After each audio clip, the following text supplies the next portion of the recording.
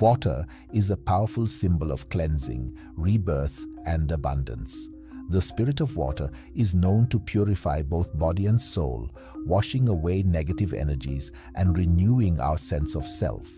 Submerging ourselves in water can rejuvenate us, and the sound of running water can calm and center our minds. The symbolism of water is found in many cultures, from the Christian rite of baptism to the Hindu goddess Ganga. Water rituals are used to purify, heal, and celebrate important life events, and to honor the natural world. Waterfalls, rivers, and oceans are seen as sacred places, often associated with divine energy and spiritual power. Water can also bring abundance.